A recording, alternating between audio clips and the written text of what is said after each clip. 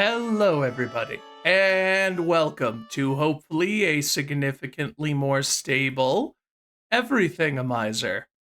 I am not noticing any major dropped frames. I seem to be doing okay on my monitor. How is it? Is it stable? I think we're good. I think we're past the problem time. Yeah, I didn't do anything different. I just waited until Comcast fixed their own stuff. I don't know what's up with it yesterday. It just sometimes does that. I am going to try to get on a wired connection so that I'm more robust to those sort of hiccups. To at least be, yeah, it wasn't like an outage. I still had internet. It was just really slow for some reason. I don't know why. But anyway, let's make up for lost time. We didn't get a chance to do anything yesterday except claim our items. Well, let's go ahead and boot up Super Metroid.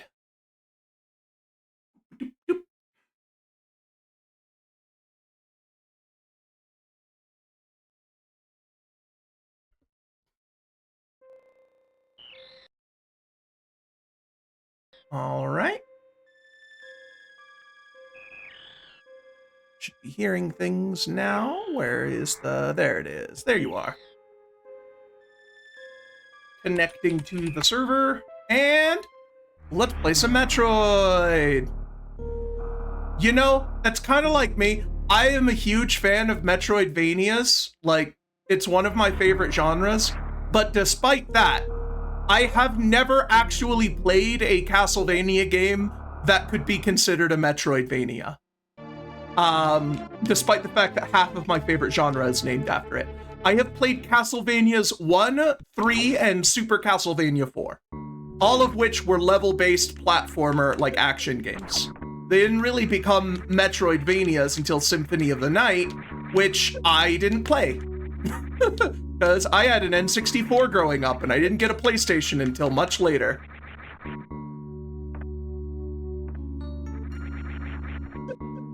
Okay, so right now we're in Meridia. I was realizing I should climb up because there's nothing here, but with a map randomizer, there very well could be. Let's see what's at the far end of this. There's no items in the entire front half of Meridia, which is kind of weird because it makes this entire chunk of the map, like the front way in from Criteria, completely worthless. It's like one of my favorite areas of the game because when I was real little, I could never beat Phantoon, and everything after Phantoon was just so goddamn cool. I love Meridia. Like, a lot of people hate this zone because of all the water and the, you know, negative emotional aura, for lack of a better term. But general running theme with me is I'm immune to the negative emotional aura of water levels. I like water levels. But like, it's kind of cool. Like, this place is like this weird, it's the most alien feeling place in Super Metroid. Right? Like, this is the one place in the game that feels like an alien ecosystem rather than like a facility. Like, even Brinstar, because it's based off of the NES Metroid that had a lot less ability to do organic shapes. It's big and blocky, and it looks more like a facility than an ecosystem. And Green Brinstar kind of just looks like an overgrown facility, you know? Like, it's plants, but it still looks artificial. This place, you've got all these weird shapes, you've got the sand everywhere. Most of the enemies are very animal looking, like manta rays and snails and things, rather than just aliens. I don't know. I like this place. This is like my favorite zone in Super Metroid. I don't know. Okay, so the two music tracks in Meridia. This one is cool because it I don't know. It feels ambient. It plays into what I was saying before, that vibe of this being an alien ecosystem. This feels very like Ridley Scott's Alien, you know? The inspiration that you kind of don't get outside of the Metroids.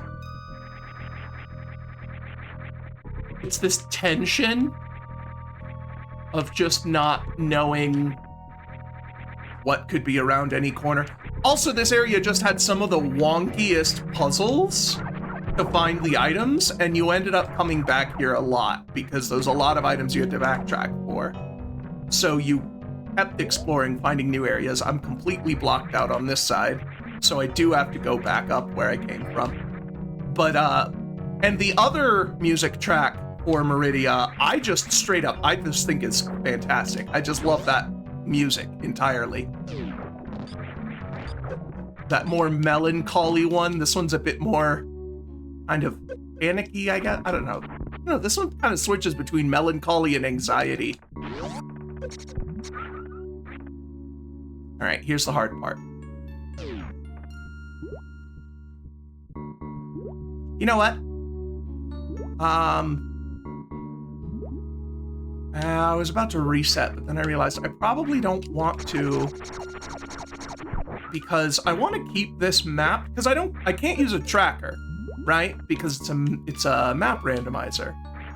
But I'm going to use the in-game map to mark the areas that I've already been, and this will basically let me know that, hey, I've been here, and I couldn't go any further than this, so come back here later. Okay, there we go. Got out.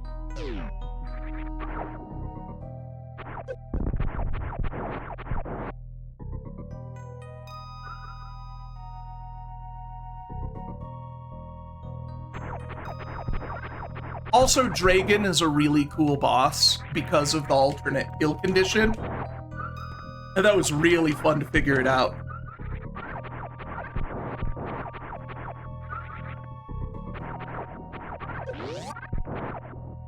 Like, it was one of those things that a kid on the playground would tell you, oh no, you need to let yourself get grabbed. And then you can use the grapple beam to, attach the wall, and then you'll be able to electrocute it and kill it in one hit. And it just sounds so made up, right?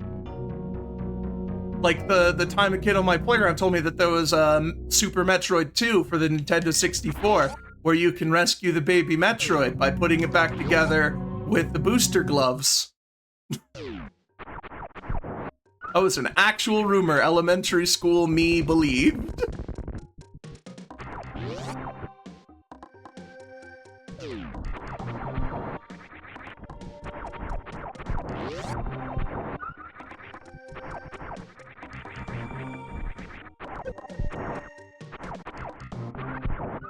There is a lot open in the Witness, but then I'd have to play the Witness. Maybe I'll do that after, if we run out of Super Metroid.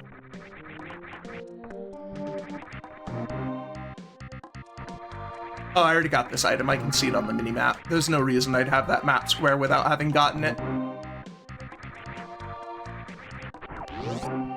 All right, where is this? You see, the thing is like, it takes me so long to get back to Super Metroid. By the time I get back here, I have completely forgotten what I've already done. I'm pretty sure I did Kraid, right? Or was that in SMZ3? I can actually check pretty quick. Wait, no, I can't. This isn't Kraid. Where the hell am I?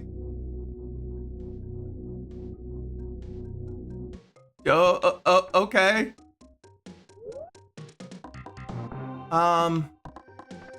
I don't think there's anything here I haven't already done.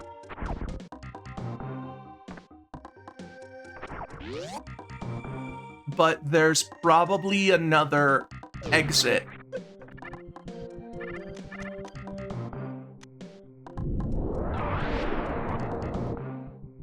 Yeah, Evermore and Landstalker have a lot of checks available, but I didn't want to play them all at once, you know? So I'm kind of giving them a rest and playing some other things for a bit. That one takes ice.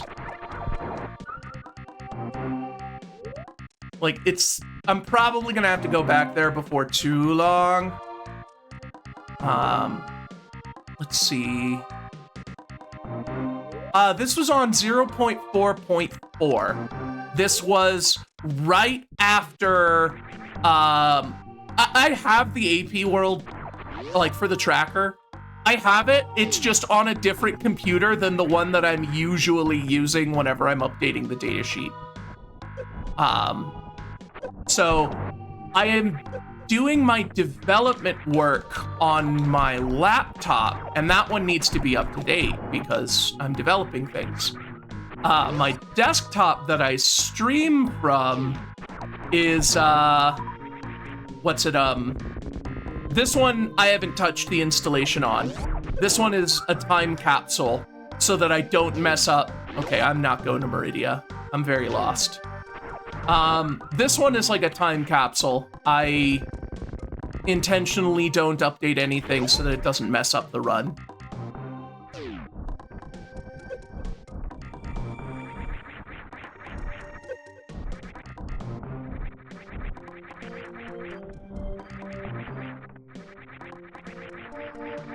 I don't remember exactly when I genned it.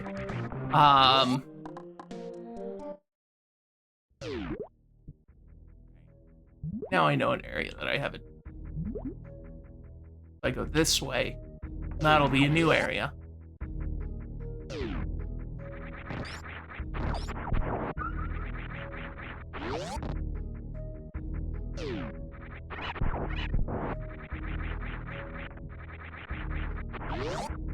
But yeah, I have the AP world it was generated with that I just need to move over to my laptop to get the data updated for it. But yeah, basically those games, Stardew and Kingdom Hearts and I think one or two others, they had breaking changes and they no longer work with the YAMLs that I have generated with, so I can't use the tracker for them anymore. I remember when I spent like a whole day trying to get up that hole. And then I kept falling into this pit.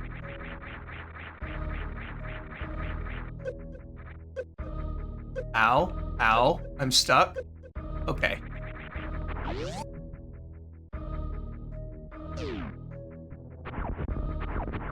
I already got all of these.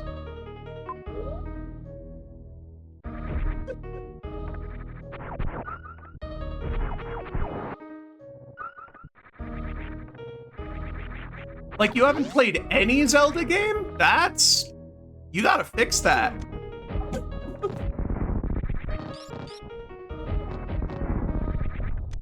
Dang. You gotta fix that, dude. Bonus coin. Eh. The first real use for that wave beam, and it's just a bonus coin. Yeah, Link to the Past is like the randomizer. It is the platonic ideal of a randomizer. Definitely try to play Ocarina of Time and Majora's Mask. Majora's Mask, I think, is the better one, but you'll need to have played Ocarina of Time first to truly appreciate it. Okay, well, that one doesn't do too much for us. Just...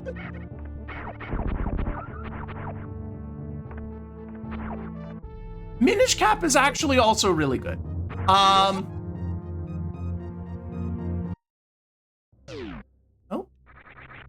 Okay, this area is new.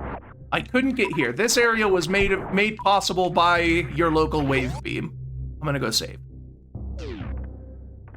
They should let Capcom make another Zelda game. Minish Cap was fantastic.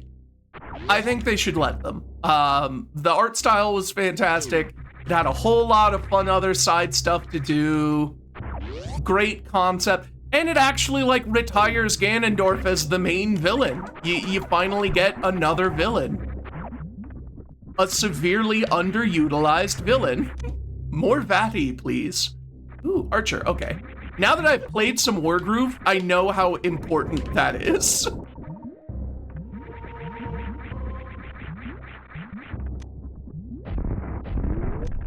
I kinda don't want to go down here, actually, because I can't come back. There's still more for me to check down here.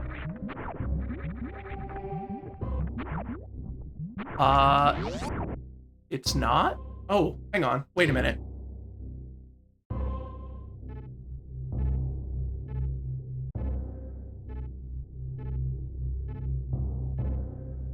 Give me 1 second. I just realized that I actually got an error message. My SNI wasn't running.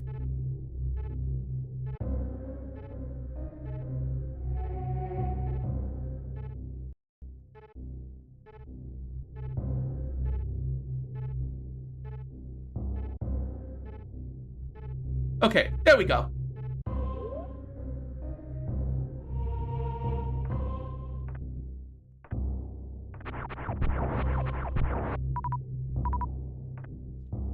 Man, you have a lot of gaming history to catch up on. Don't worry, Archipelago will steer you right. We'll filter it out to the ones worth playing.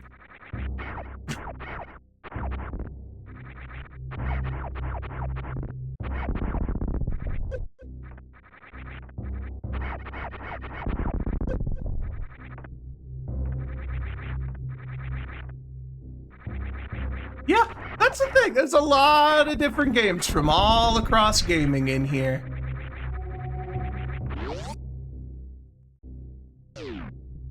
You know, I think the only thing that Archipelago is missing in order to be, like, gaming history is that it needs some absolutely just awful games. Everything in Archipelago is too fun. We need to know how good we have it by having some just absolute dog shit games. You know what?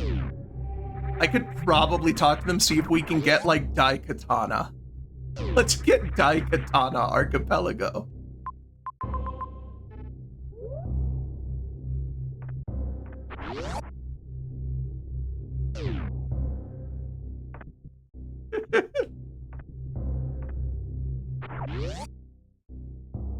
How would you randomize Animal Crossing? Like, the game doesn't really have progression.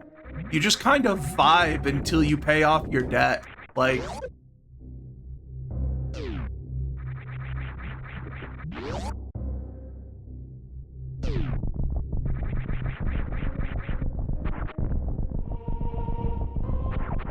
I mean, you get bigger houses, but...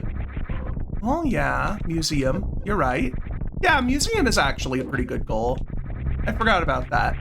I was just considering the goal would be paying off your debt. But, like, what would you get for progression items? Like, what...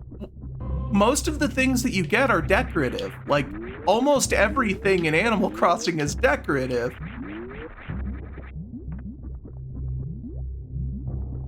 Yeah, I suppose you could have each of the tools as an unlock, but then you've got a game that takes dozens of hours and has, like, 6 progression items.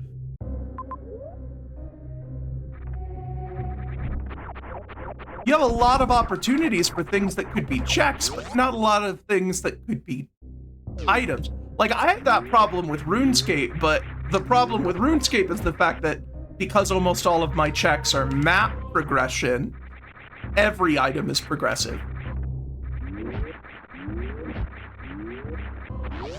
So it's kind of the same problem of too many checks, not enough items, with the difference being that in RuneScape, everything's progression, whereas in Animal Crossing, nothing is.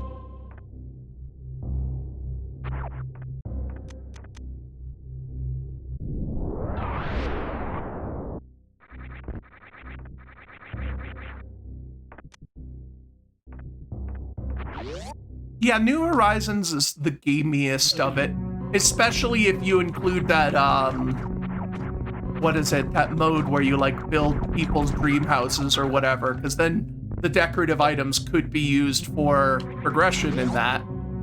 Yeah, the Happy Homes thing.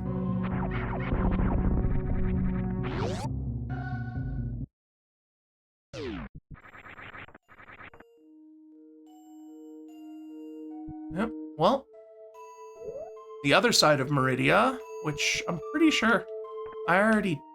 Well, no, because there might be a wave beam door. All right. We're grappling.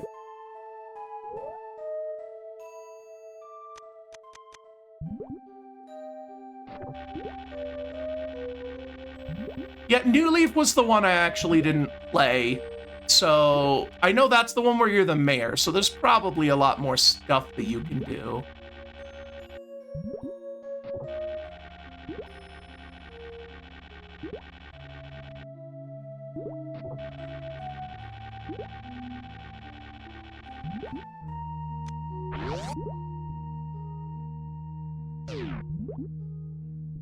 Oh, this fucking place. Ah, it didn't knock me in the air.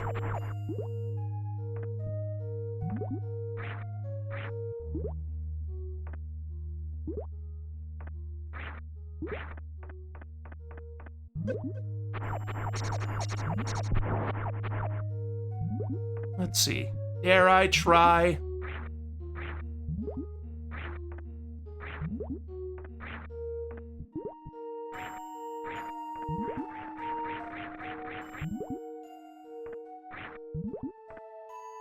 Okay, hang on.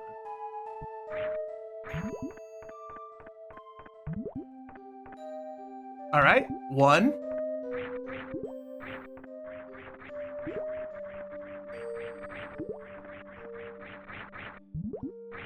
Yeah, I didn't think, like, okay, so the games that I was most surprised were actually really good randomizers are Stardew Valley and Doom.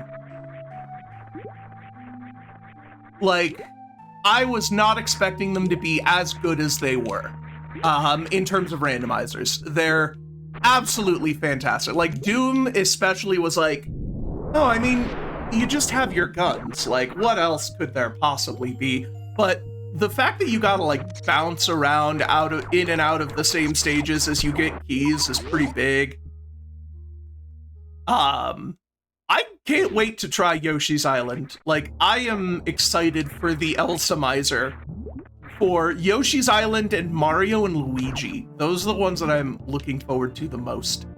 Also, today I finally decided to check out the After Dark server, which has all of the rated 18+ games on like that are randomized, and they have implementations of Resident Evil 2 and 3 Remake. So I am including them and Ultra Kill, which is another one that is on that server. So Ultra Kill and Resident Evil 2 and 3 will be in the ALttP.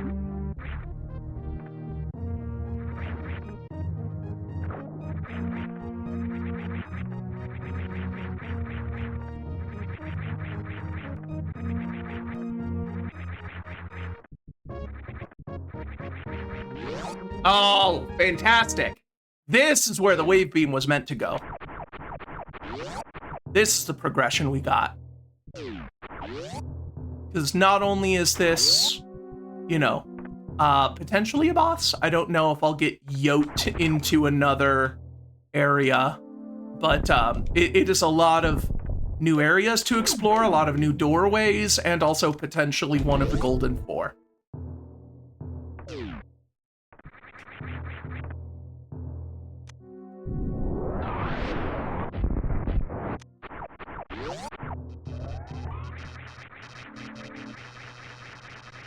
Oh shit, I forgot bosses are randomized.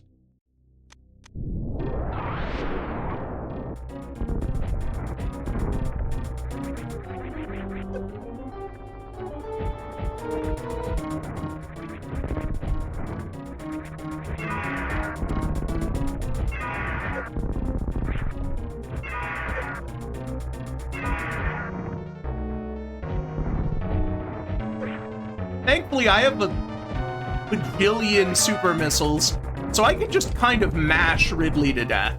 I don't need to do good.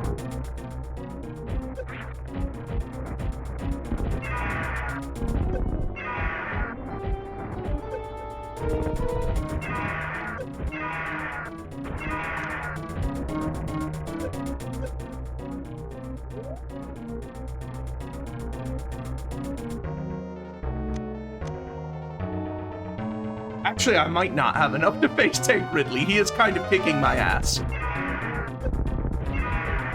He's close, though.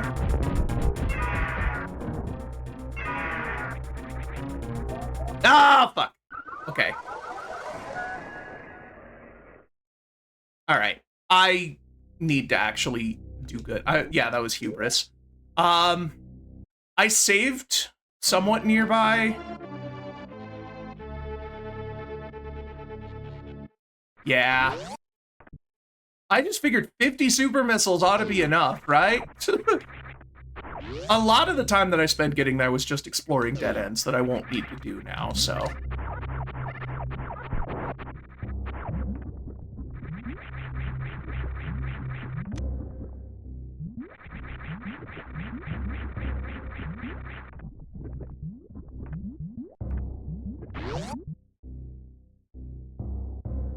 Yeah, Animal Well, I will definitely play it before, like if it gets merged in, I am going to have to play it vanilla first because it looks absolutely up my alley.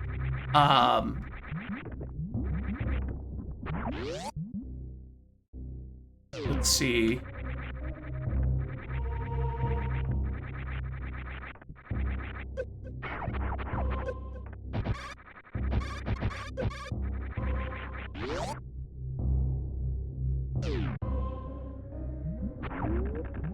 I have not actually played a Sims game newer than The Sims Bustin' Out, which is a sort of expanded re-release upgrade pack of the console version of the first Sims. Actually, technically, the newest Sims game I played was The Sims Online, because I played that as a kid before World of Warcraft was a thing. It was my MMO du jour.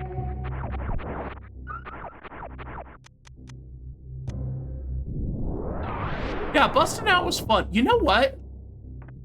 Bustin' Out would actually be a pretty good randomizer. It has objectives, has a storyline and everything. Bustin' Out could be a good archipelago target.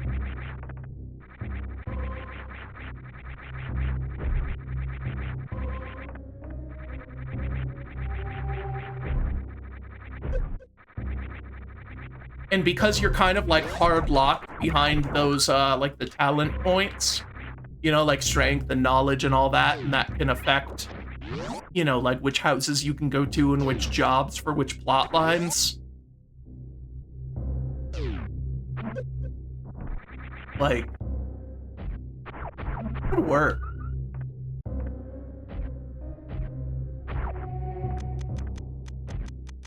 I'll put it on the list. I'll get to it after Oxygen Not Included and Resident Evil 8 and Yakuza and... Hello, welcome! I totally didn't just die to Ridley. Don't look at the VOD. So, Fantasy Life is one that I absolutely want to do. Unfortunately, 3DS modding is just not viable. Like, maybe somebody much better than me could, but especially not when I have so many other projects and I just fucking fell everything. I already know assembly. Like, I used assembly for, Battle Network, but it's so much worse. Like, it's the fact that it's assembly, but it's also new enough stuff that, like, it's complicated and it's assembly.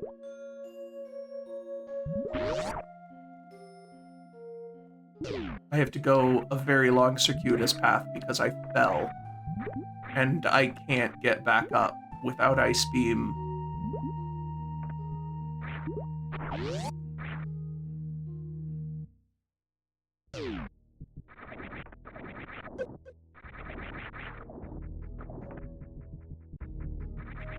Thankfully, I know another way I can get there.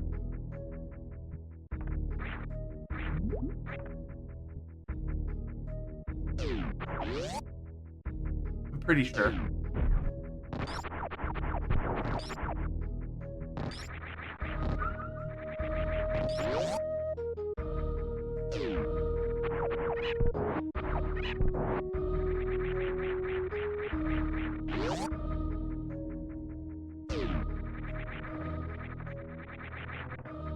Yeah, like, I'm already struggling enough trying to maintain battle network. I'm just not quite good enough of a reverse engineer kind of person. I can code just fine, but I'm not super great at working within existing systems, you know? Most, like, games with a modding framework where it's more like traditional programming, I'm a lot better at. That's why I've done a lot more work on RuneScape than Battle Network.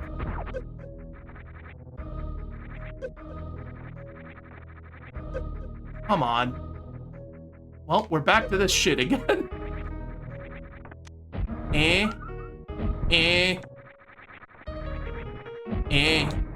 There we go. Oh, I missed one.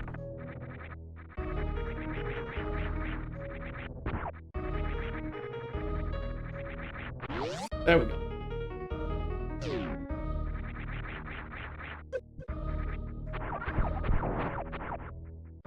I'm stuck.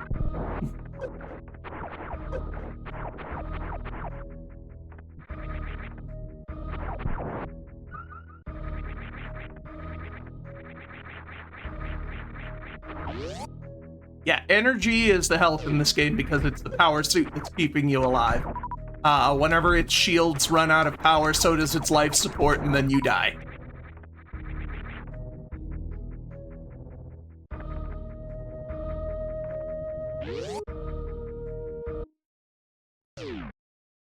Fuck.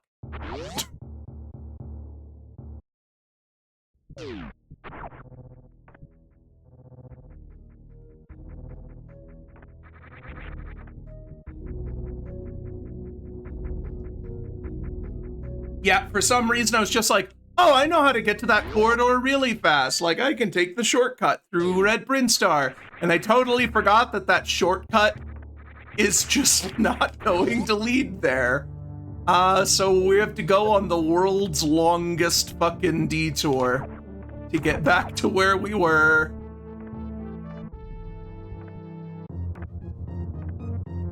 Because I missed a grapple jump.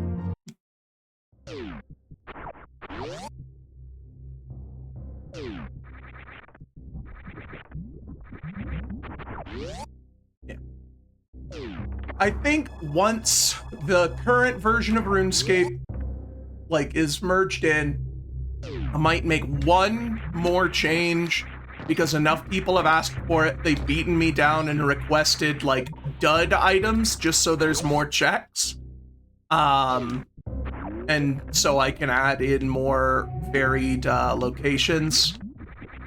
Like, I don't like the idea of dud checks in general. I feel like, you know, you should always get something, even if it's a kind of pointless item. At least a 1-up feels like you found an item, you know? But the people want it, so I'm putting in an option for dud checks. That'll probably be the last update I'll do for RuneScape until the members version, which, for all intents and purposes, is a brand new game that I'm putting on the list after Oxygen not included. Resident Evil and Like a Dragon, I was still in the, like, research phases on those. I need to see how viable of a mod those are before I commit to actually working on them. It could turn out that they're just not worth dealing with. What I did of Resident Evil 8 before my computer died and I had lost all of my research notes because I hadn't had a chance to back them up yet, it seemed promising. Resident Evil 8 is definitely on the docket. I think that's definitely doable, but I don't even know what, like, Yakuza modding entails. It could be something completely out of reach.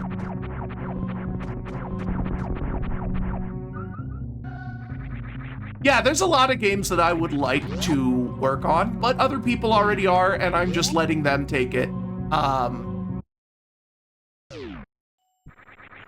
Yeah, I saw that. There's like a randomize-ish mode, but in order for it to be worth it, I think I would need to have a story and key item randomizer. Maybe something where like you could unlock the chapters as checks and jump between them. But I don't know if the Like a Dragon engine would even work for that. I don't know how well it would take to that idea. Yeah, that was the thing. Like, Battle Network had an existing randomizer, but it was just like you play through the game, but your battle chips and enemy encounters are random and all that. And for Archipelago, it's just like, I want to add this to Archipelago because I like this game, but I think that's like the exact opposite of what I'd want in a randomizer. I want the enemies and everything to be consistent, but I want to do the game out of order. And I did that to the best of my ability. I would have liked to do more, but I'm really hamstrung by how rigid the flags are in Battle Network. It's real hard to do things out of order in that game without completely screwing everything up.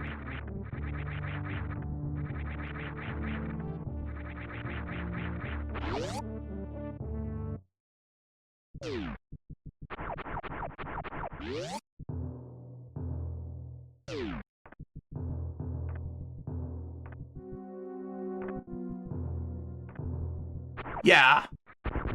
Also, the fact that Stardew has a really robust modding scene with a whole lot of ways to hook into various events that I just don't have access to on a Game Boy.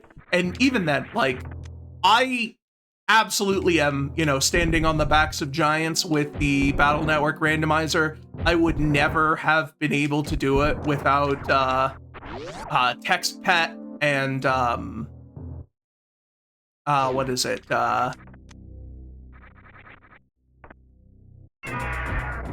Like, God, I can't remember the name of the program that I use that actually reads the data, the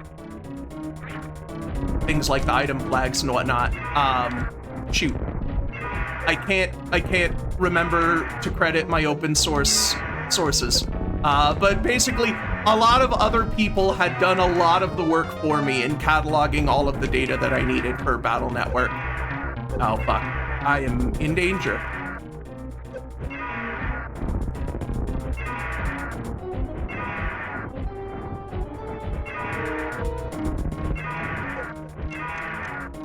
This time I'm gonna be smart. I'm gonna save 10 in case I have to Crystal Flash.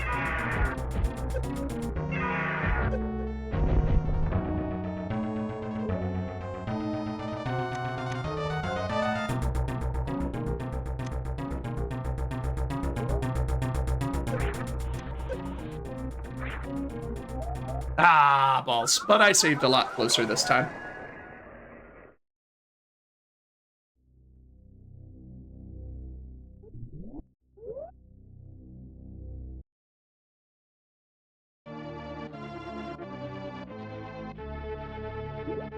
In general, I think decompilation recompilations are probably more trouble than they're worth when it comes to modding for classic games. The difference being that Super Mario 64 is the exception just because there was already so much work done on it, because there was no legal way to get that copy of the game on any modern hardware. All of the re-releases and everything, the timed duration Mario 3D collection was the nail in the coffin. The fact that it was timed duration and it would be going out of print very fast, and that it was the Shindo version that has all of the bug fixes. That really lit a fire under the asses of the people making the re-implementations to, you know, hurry it up, modernize it, and get more people to play it. But for most cases, a recomp is a lot harder than just modding a game, usually.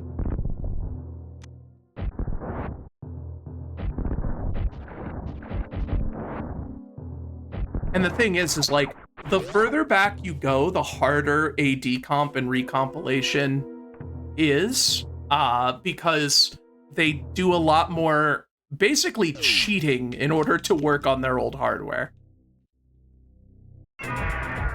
N64 is right in that sweet spot where it's new enough that it can feasibly run on a computer just fine, but old enough that it can really benefit from it, you know? Like newer games, like, oh, you don't really need it. It runs fine, right? It hasn't aged poorly, but things like Super Nintendo, you couldn't, I'm gonna fucking do it again. You couldn't make mode 7 on a PC, right? Like,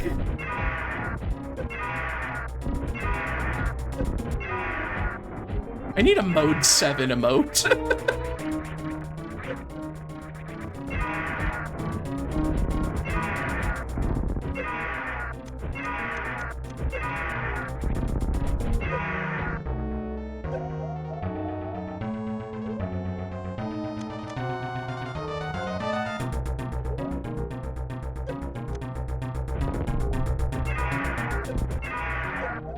Ow, fuck, okay.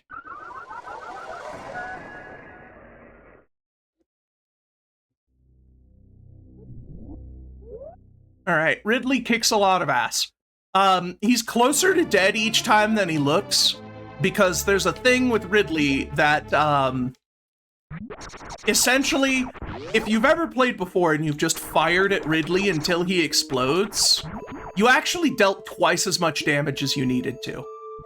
I forget the exact numbers, but basically he has something like 5,000 health, and he doesn't explode until he hits like negative 5,000. At 0, he's dead, but he won't actually die until he grabs you. He has an animation where he picks you up and he flies like he's about to slam you into the ground, and then he like blows up before he gets a chance. And that is like half the damage it takes to kill him outright.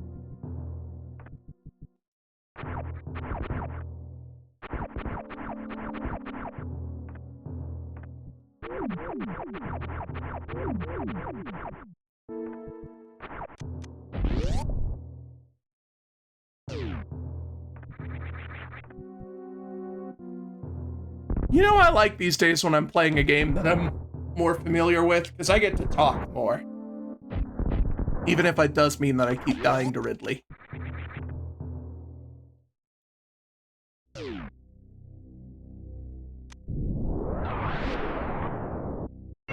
And if you're wondering why I did the powerbomb there, you can actually damage him before the fight starts. They remove his collision for all projectiles, but the powerbomb doesn't check collisions to deal damage.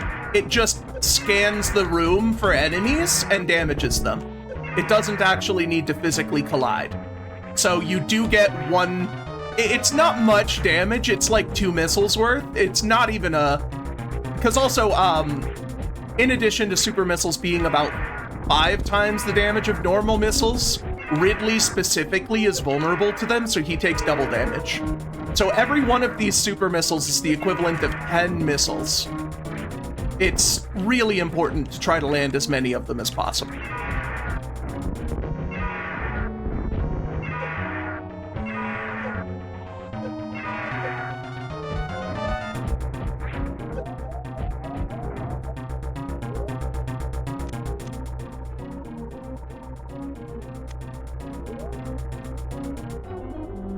There we go, see? Yeah, that's what I mean. He was actually, a couple of those times, I don't know how many shots exactly it takes, and I'm bad at counting the shots I land anyway, but it's entirely possible that on some of those ones that I died, he was dead. I just needed to get grabbed. Cure potion. All that for a fucking cure potion. It doesn't matter. He is still necessary to kill.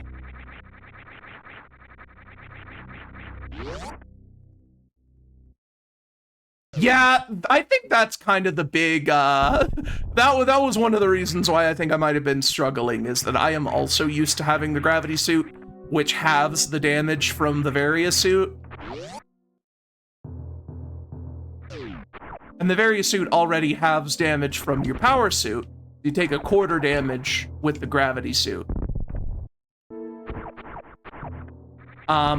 So that's why, like, fun fact, Super Metroid any percent is fucking miserable these days because the fastest route has you fighting Ridley with, I think it's 2 energy tanks and various suit, and that's it. Like, and just like a smattering of missiles, and you're doing almost all of it with beam combos, with like wave beam X Factor things, which I'm not even good enough to attempt to use. Yeah, I don't think I can get in here with this. Yeah, I can't get in there with this robot here. Yeah, so it's real miserable, a lot of runs. And then like before Ridley is Fantoon, who you also fight with just like 2 energy tanks and the various suit, who can also kill you dead.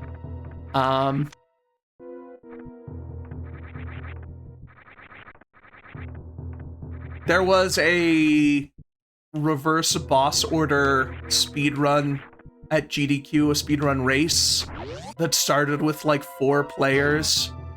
And yeah, I sent it to the alternate universe version of myself. But yeah, they had like 4 players in a reverse boss order race.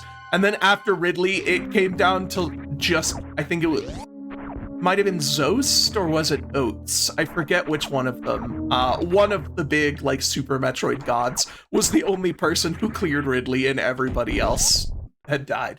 And they just switched it from a race to a one-man show. Oh, nice. Local energy tank. That gave me a full heal. So, Oats and Zost are both, like, big Super Metroid players that show up in, you know, GDQs a lot. They're basically 2 of the best players of Super Metroid. Among the best. There are a lot of incredibly good Super Metroid players. I forgot which one of them was the one that survived. Oats, it does track. He plays Super Metroid at basically every GDQ.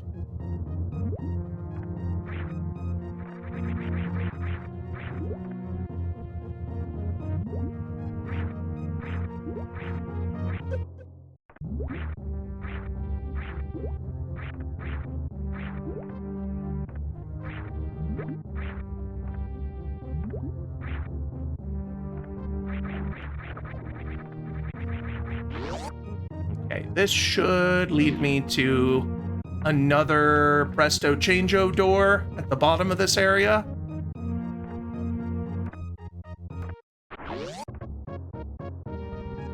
No? Oh, well, I know where that other one went. It goes to that other, whenever I thought I was going into that one shortcut, remember? And then I was like, oh wait, it's a map randomizer. That brought me to this area. So...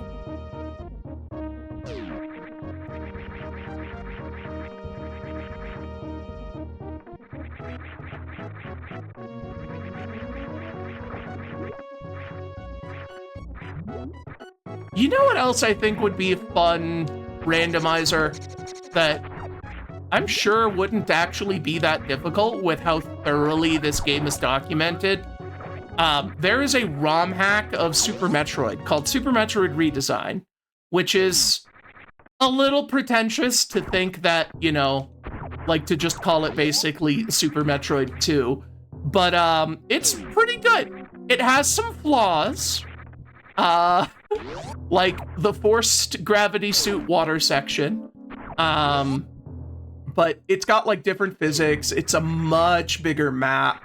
A lot of the puzzles are honestly pretty gnarly, but I think that would be a pretty fun randomizer. Would be a Super Metroid redesign randomizer.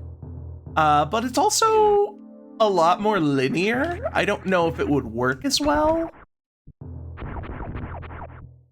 One of the big things that really makes it a lot more closed is the fact that wall jumping is an upgrade you need to get, and it only works on certain walls. So you have a lot less freedom of movement. And also, infinite bomb jumping is in logic.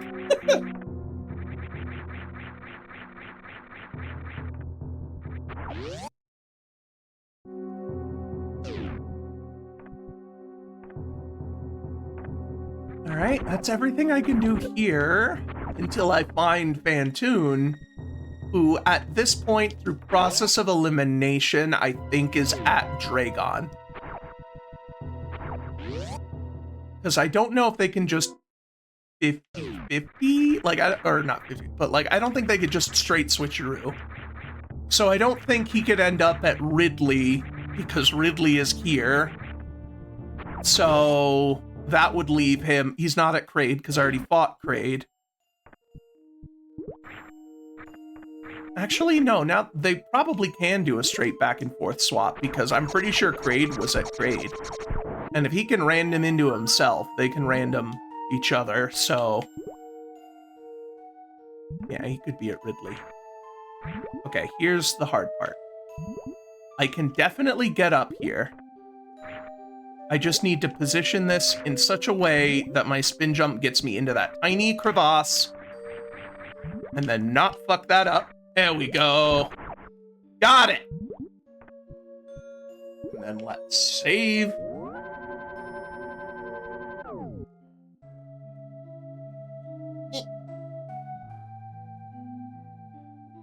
Okay. I wonder if that's everything we can do here? I don't know. I don't know if anything else has a wave beam door. Ice beam would be big. Actually, you know what? I'm just gonna check one last thing. Yeah, I don't know if we're BK'd either. That's the thing. I won't know if we're BK'd until I check everywhere. I can't know. Because I don't know what doors got replaced with wave beam doors.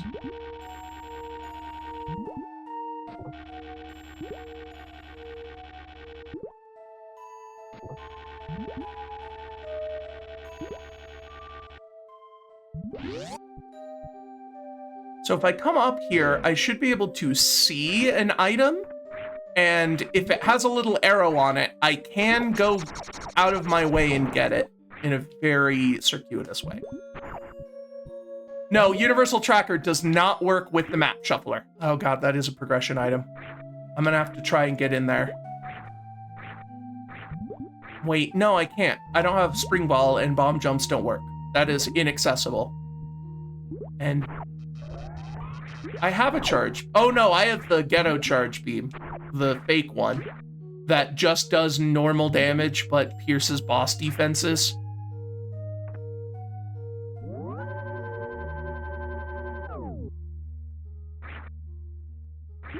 Yeah, Universal Tracker won't work here. I can't know unless I physically check everywhere. But there is one thing that I was gonna do here real quick.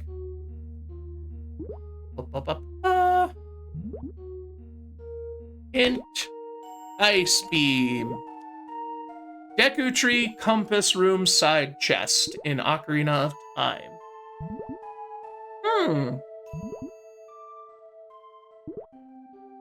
Do I have the slingshot? Let me check. If I have the slingshot, I can go get that right now.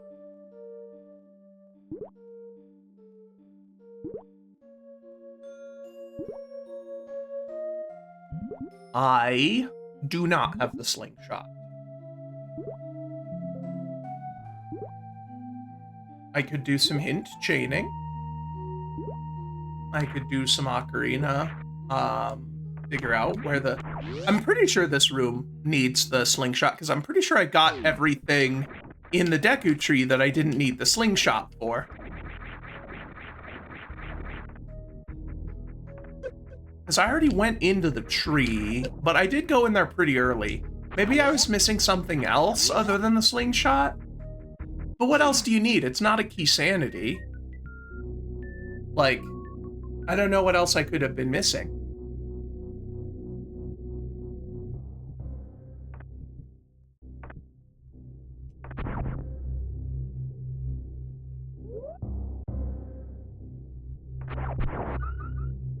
The settings are default, so no key sanity. Oops.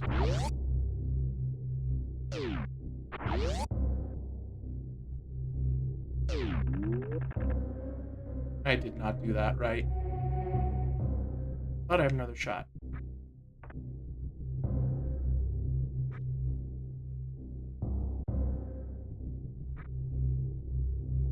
Oh, I missed it.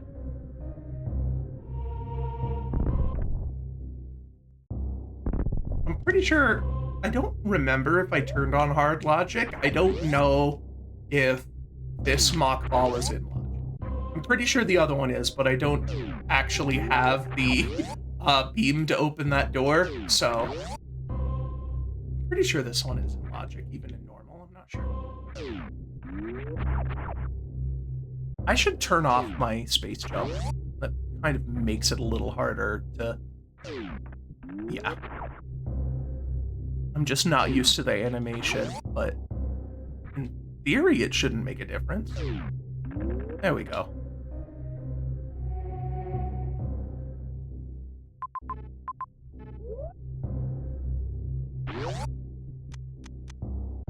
I think I already did all of this, and it didn't help me because I didn't have speed booster to break those blocks down there. And now I know where that goes anyway, because I came out the other end of that. So yeah, I don't think there's actually any reason for me to go here. I just realized that because I was like, oh hey, there's a bit of the map that cut off. Maybe there was a wave beam door there, but I wasn't stopped by a door, I was stopped by rocks.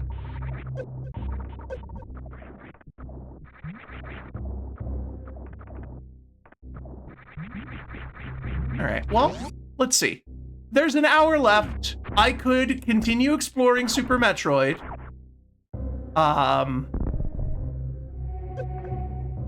Yeah, I could continue exploring Super Metroid, but I'm pretty sure that the progression I was supposed to get after the wave beam was that Ridley fight.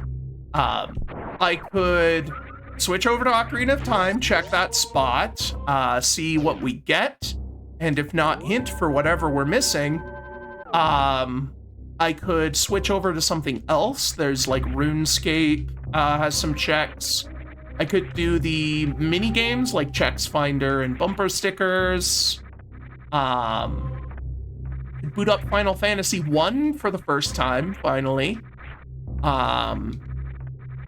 Let's see. I think I have some more checks in SMZ3 that I could do if we want to just see more Super Metroid, but not me aimlessly wandering. And then there's Doom. Doom is always a good backup. There's a lot of checks in both Dooms and Heretic, but they're kind of like the eternal backup game. I don't know. What do you guys think? You know what? I can poll. I'll do a poll. Let me see.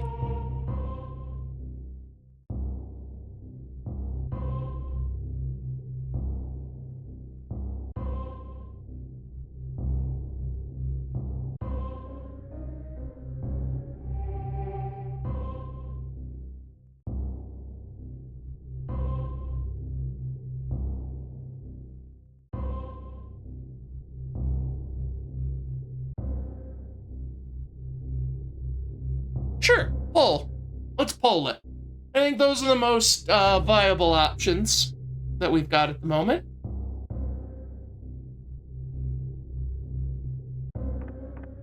In fact, you know what? I'm gonna let this poll run, and I'm gonna go use the restroom real quick. I will be right back.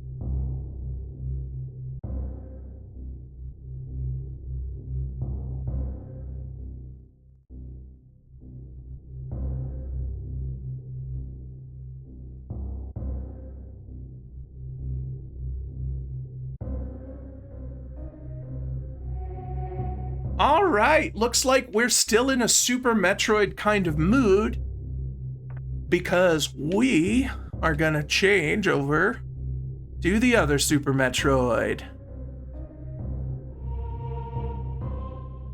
Yeah, Doom was pretty close in there, yeah. All right, well, let me go ahead and swap out. This one I do have a tracker for, so I will find the things that I need to get.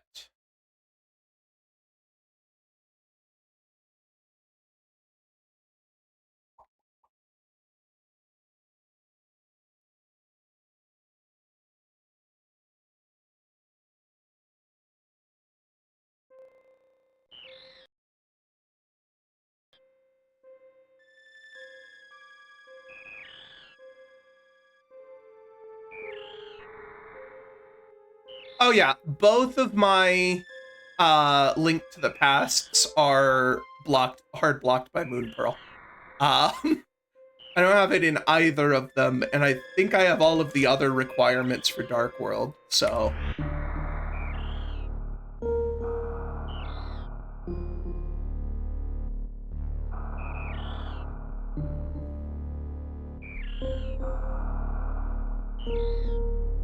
I'll reconnect on the tracker here in case I decide to hint for something. I don't want to accidentally hint in the wrong Super Metroid.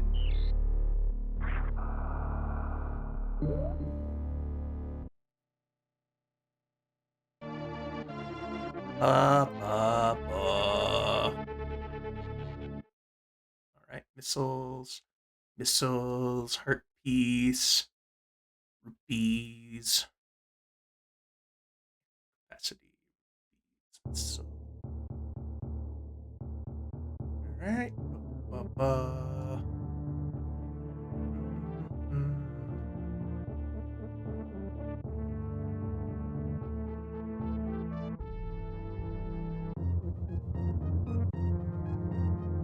Oh yeah, the lamp. That's actually very important.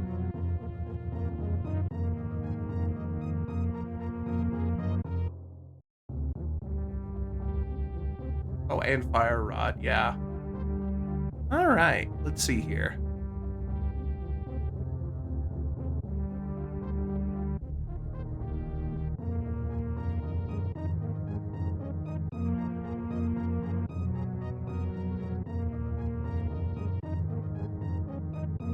Okay. Now, if I remember correctly, I do have the map tracker open, but it's a little inaccurate because of the reset. This game, I ended up having to restart the save file. It was just very broken. I think because, because this one has like fairly robust item tracking, and because I didn't get the items back in the right order that it was expecting. I was so used to having the fucking space jump, I just did it without thinking. Yeah, basically, I didn't get the items back in the right order, so it wasn't actually sending me checks. It thought I already had them. I had to restart the save, and I did that off stream, and I recollected most of the things that I had already gotten in this game, but I might have missed a few. But I'm pretty sure I did not do Bantoon before. So let's go fight Bantoon.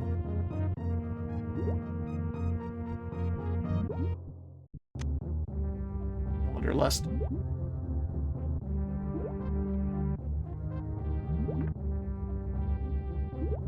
Oh yeah, back on the subject of dud checks. Like, one of the things that I am at least doing for the RuneScape whenever I get around to it is I'm giving the dud checks more humorous names so that they're kind of like the archetypal level of joke things. So, you know, that will be humorous things, meta references to the OSRS community, things like, you know, Settled's rune crossbow.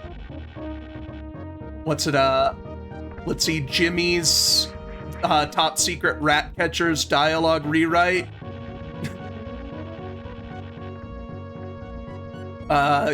Evolution of combat update will be one. An ominous prediction from the Elder Gnome Child.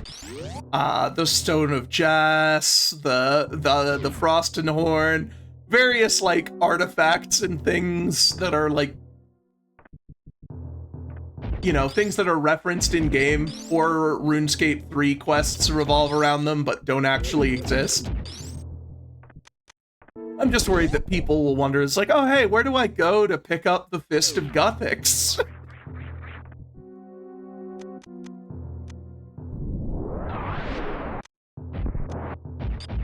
Hey, I believe this one will actually be Phantoon.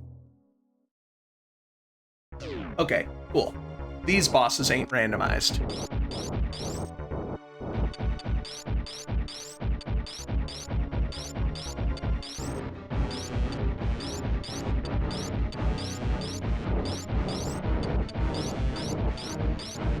So this guy's a lot less scary when you know the trick, which is just don't use super missiles.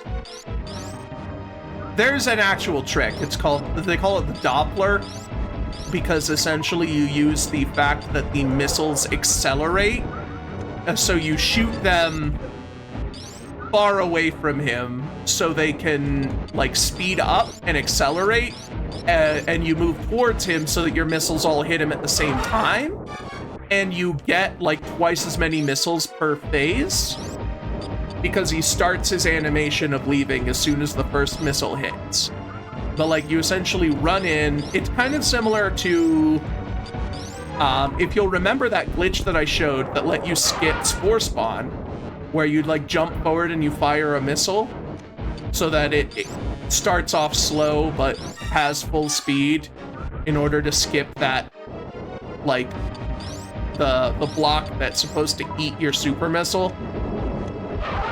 It's a similar thing to that, but it basically, it lets you see how I'm getting like 3 missiles in before his animation finishes?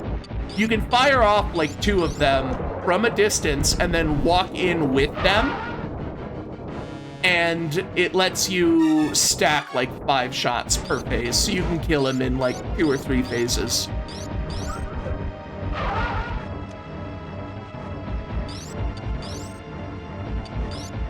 You see, if I had the charge beam, I would be using super missiles, because you can actually pretty easily avoid his rage phase by just doing a pseudo screw attack. You hold a charge shot and you spin jump through it, and it can't damage you. So that is essentially a free win, but it's very slow. Ah. Okay, cool. I did count correctly. I might have done 1 or 2 missiles extra, but you want to finish him with a super missile just for speed's sake. Oh god, I love the microwave beam. But I am unlikely to get it. Crystal 7, okay. I didn't know I could get crystals from Super Metroid.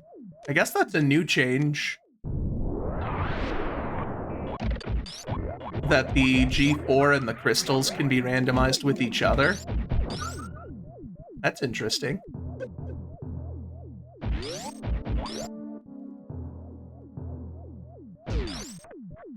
But yeah, I don't think I can get that, I don't think I'm gonna get that in whatever order by the time before I finish any of those bosses.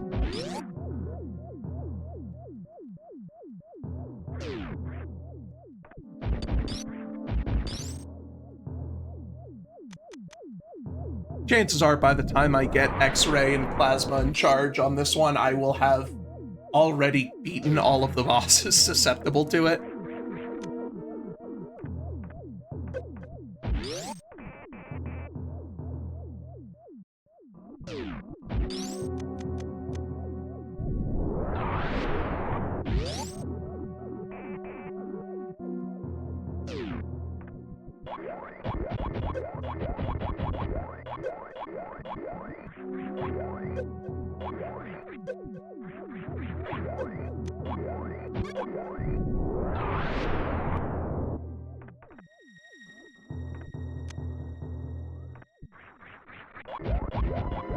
Another fucking time bomb of the ancients. It sounds so cool, but it's such a bad weapon.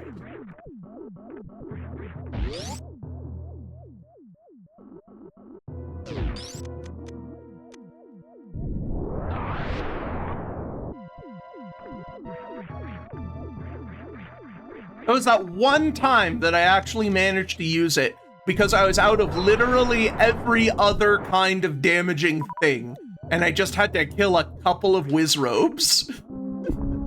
So I started using the time bomb, and I'm just like, oh, this is why I never use this fucking thing. Okay.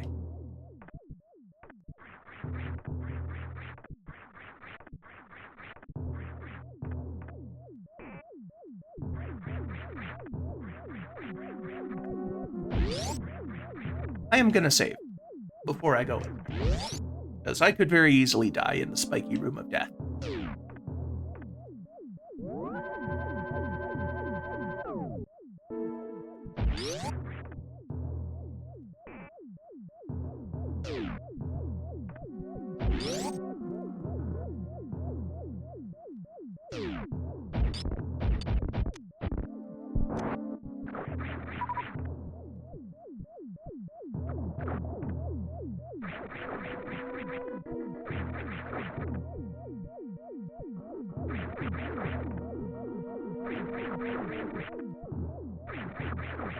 Come on. I can do this. Okay.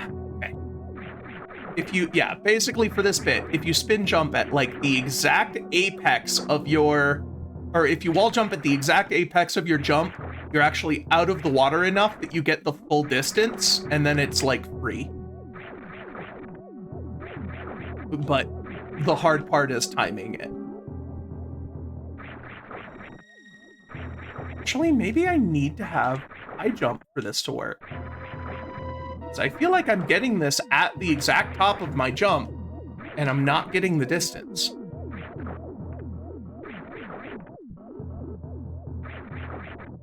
There is also this.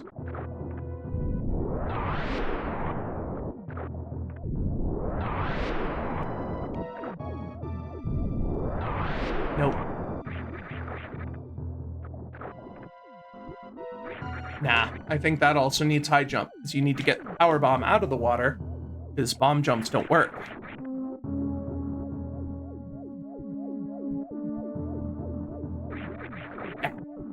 Yeah, I think I might need high jump boots. I don't think I can get quite enough height.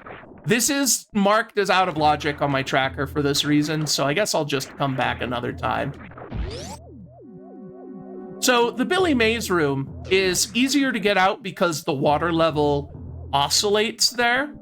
Like it has like an ebb and flow to make it look more like waves, I guess. If you just time your jump out in the Billy Mays room to whenever the water level is at its lowest, you can get out there pretty easily even without high jump boots. This one, the water levels here are static, so without high jump, I don't think you can get enough to get the actual wall jump distance that you need.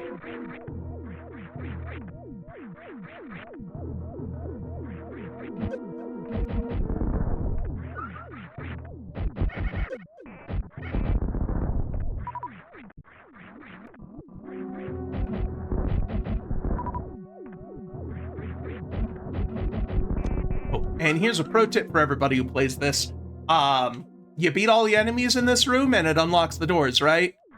Shoot the doors and then just go back to the one on the far side so that you won't need to kill all of the enemies again.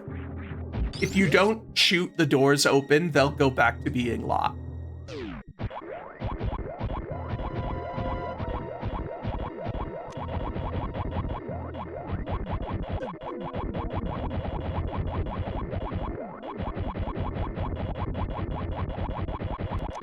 Yeah. This room actually kind of really fucking sucks.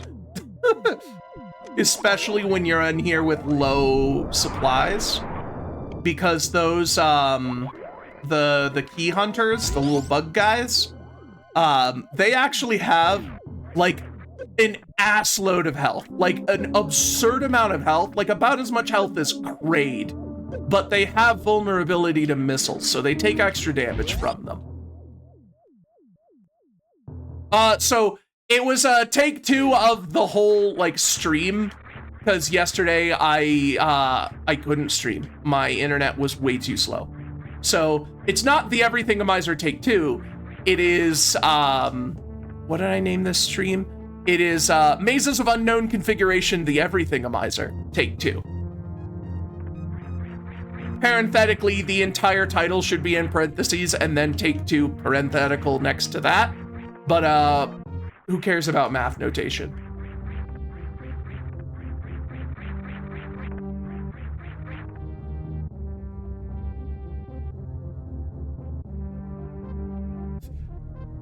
Not yet. That will come eventually with the ALttP.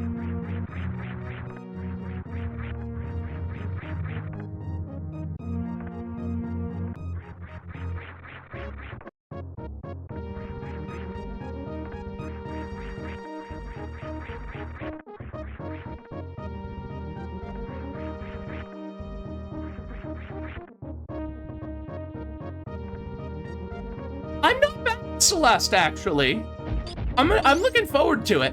I've never played Celeste 64 though. That'll be fun. I'm gonna play that for the first time in the ALttP. But if Celeste proper gets merged in, I have a controller though. I'll be fine on that front. No, I fell. God damn it.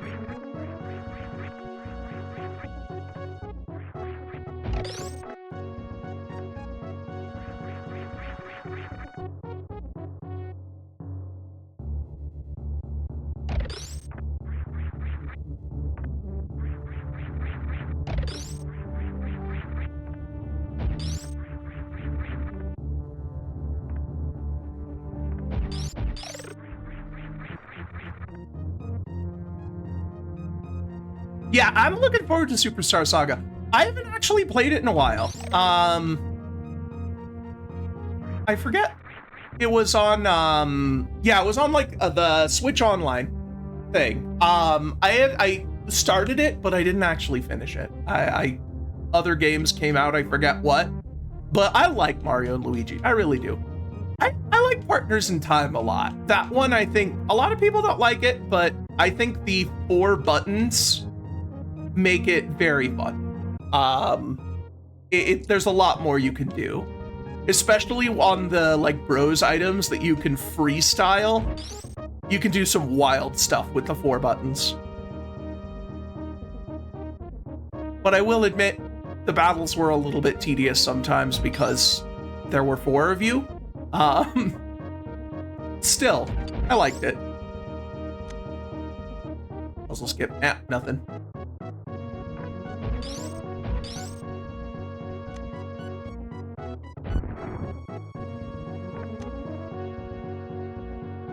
I never actually played Bowser's Inside Story or Dream Team or Paper Jam.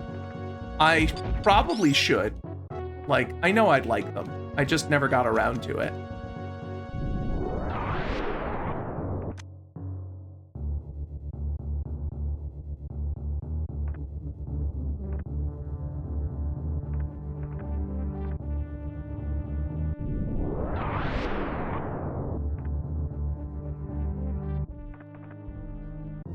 Yeah, I don't know why I haven't. Like, it's not like I actively avoided it.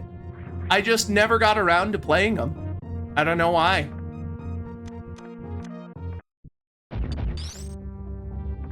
Like, I was always just like, oh yeah, that looks fun. I'll play it at some point, and then I never did. It's like Princess Peach Showtime. I literally own that game. Like, I bought it. I have the box. It's in the other room, and I just haven't gotten around to playing it.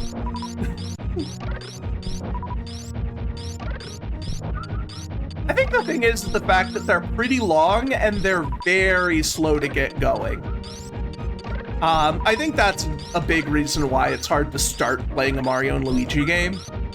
They're very slow starts because they assume they're your first RPG.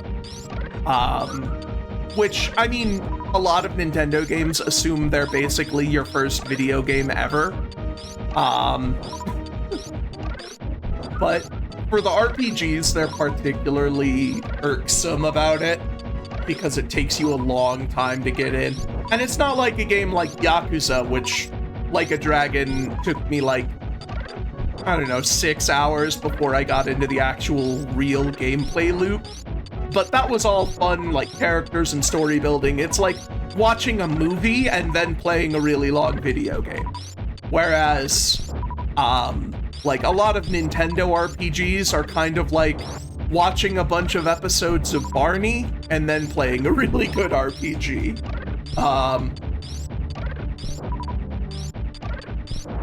Alright, I just wanted a couple of missiles.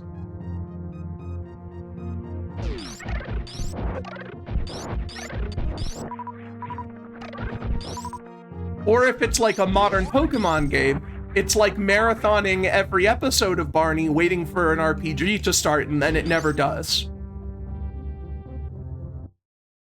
It's just Barney all the way down.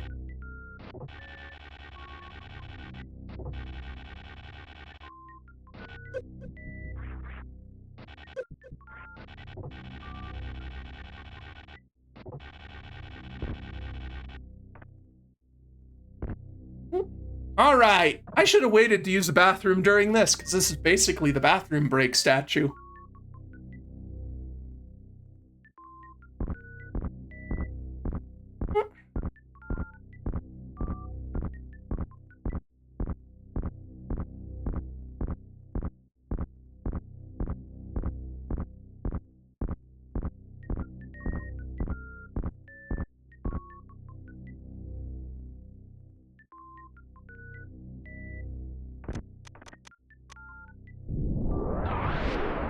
So I don't have Speed Booster, so I can't get the second item here. Wait, actually, do I have Speed Booster? No. Oh, I do have Plasma. What the fuck am I using Spazer?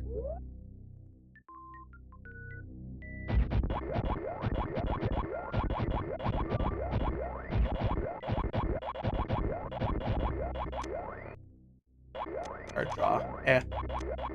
I am gonna see if I can scout the item, see if it's at least progression.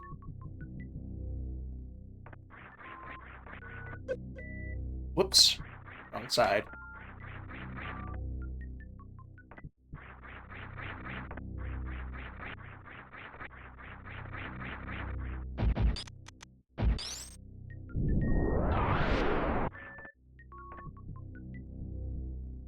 Yeah, fuck it. I don't care. It's not worth it. I mean, what if it is progression? I'm not gonna remember that shit. I'm not gonna touch this game for like another month, probably. I'm not gonna remember it was a progression item.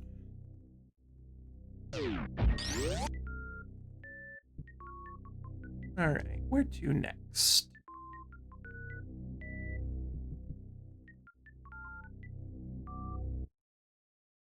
I don't know.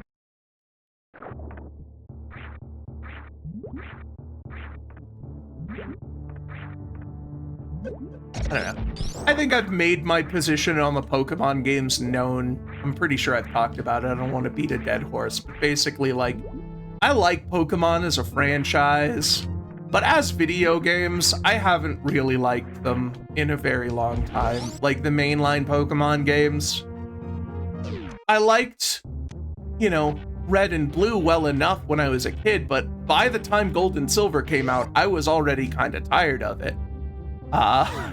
And like I keep periodically coming back to give them a shot, and I keep just not finishing them because they're really slow going and they're just not challenging enough to warrant being that grindy, you know?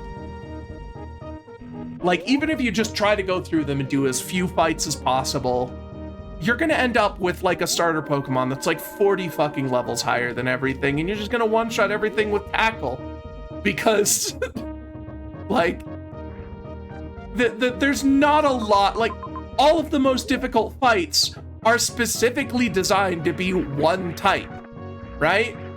Like, the gym leaders, the Elite Four, occasionally, like, they've tried to do a little better by sneakily putting in, like, some gotcha moves that technically make sense for a Pokemon of this type to have, but counter a common weakness. But it's just like, I'm going to the fucking psychic gym. Let's just get a real fast guy with Shadow Ball and just fucking dark them all to death. You know? Yeah, afraid of the dark? Punch it! You see a bird? Punch it! I have a couple of items I can get in Green Brinstar and a good bit in Link to the Past.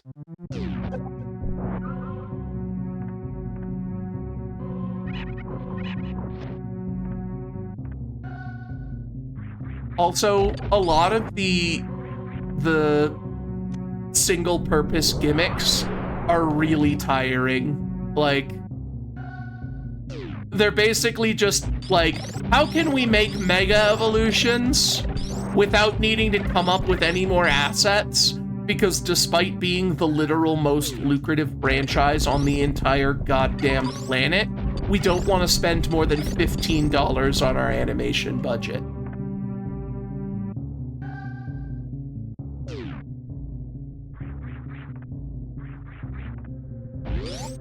And that's another one, is that they look so cheap. Like, I'm okay with a game having bad graphics. Like, I'm playing a fucking 33-year-old video game right now. Fucking, I don't care about the graphics being good. But there's no artistry in it either. It's not stylized, it's just cheap. You know? They're not retro, they're just bad. Oh, you mean like Super Metroid? Yeah, these graphics are retro. These graphics are fantastic. This game still looks amazing to this day. But like, it's because there's artistry in it. There's, you know, style, there's choices, it's intentionally trying to invoke a vibe. And like, Pokemon Scarlet and Violet looks like it's intentionally trying to invoke the vibe of Unity asset flip. You know?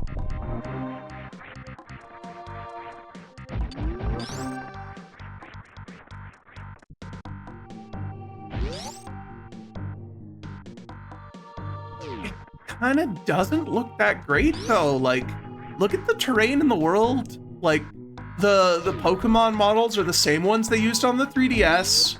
They just upped the poly count, but the design is still the same. Like, and also, it's literally a Unity asset flip. Like, they use the default speed trees. I put those exact fucking trees in my prototypes.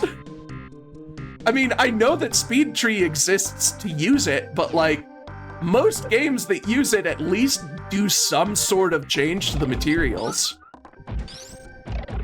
I know I'm cheap. That's why I'm not publishing video games for I'm making randomizers on Discord. I'm not publishing for the single most lucrative franchise in the world.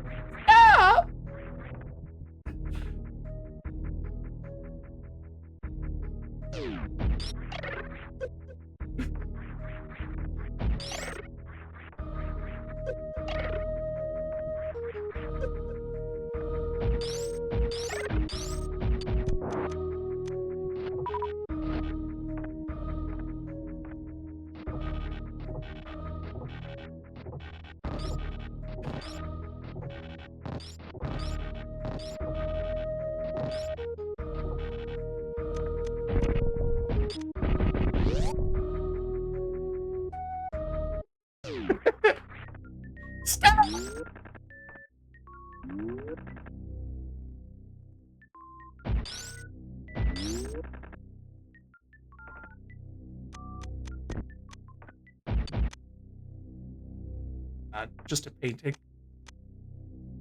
Stop it. Get some help. But yeah, that's the thing. It's like, there's a lot of, you know, cool assets out there that make your game look pretty good, right? Where the fuck am I? Oh, I didn't morph. But, like, I expect more from the Pokemon franchise is all.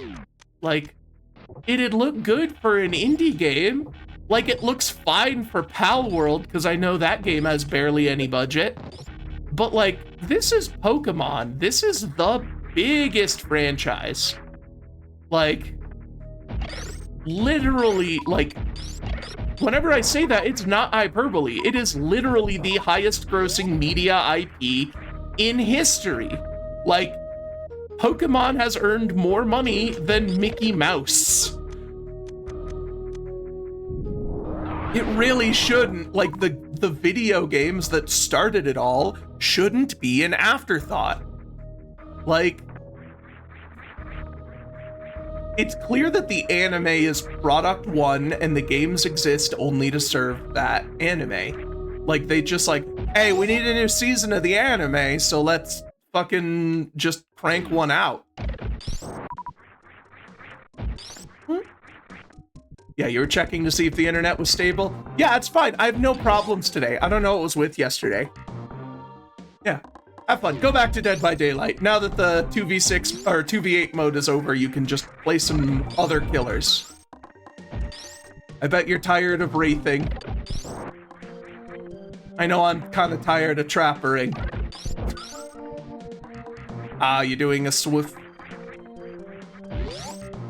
I'm sorry.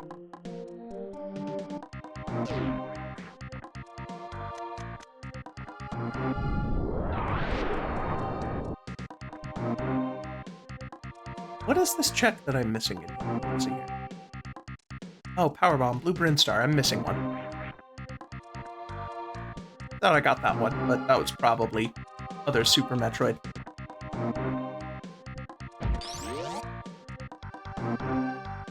Excuse me while I just make a quick detour to go to a place that I was already at before.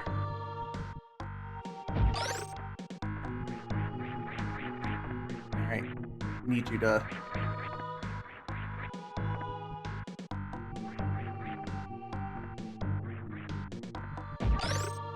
That didn't help much.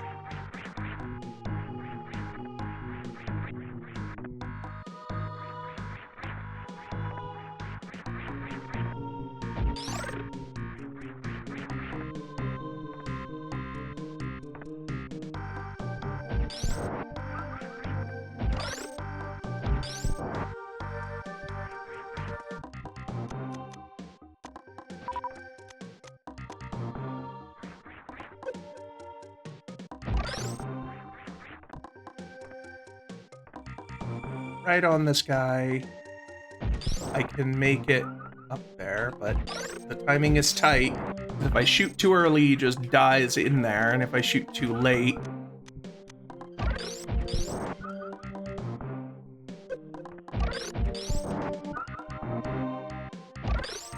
There we go. That's exactly what I needed.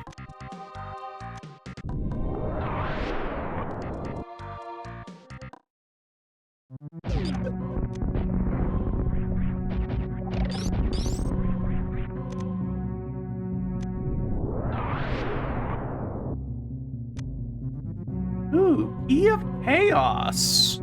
That looks important.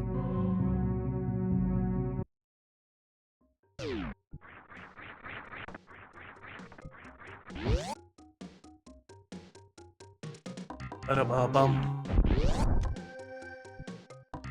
I don't know what's faster, going up through Green Brinstar or climbing Old Brinstar. I think green is faster, but I'm gonna head into Link to the Past now.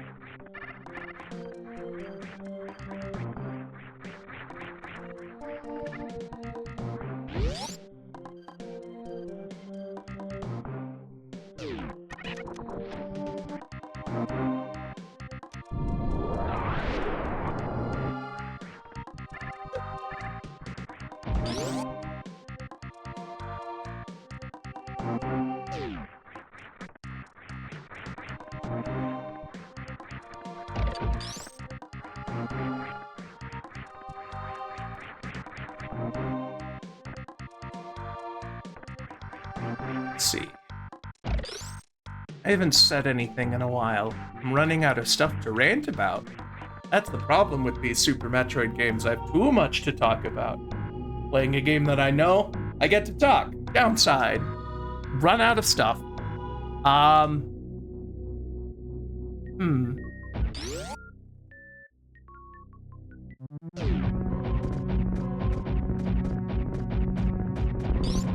Well, I could continue complaining about modern Pokemon, but again, I feel like I've beaten that dead horse enough.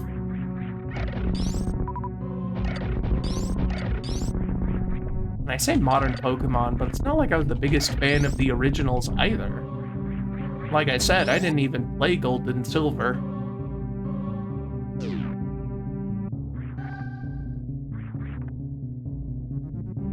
Maybe I'll talk about the stuff that I like about Pokemon.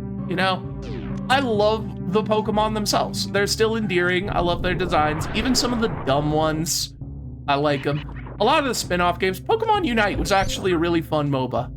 I just kind of stopped because, that's how those sort of lifestyle games go, is at some point you're just like, I'm playing this because I feel like I have to play it.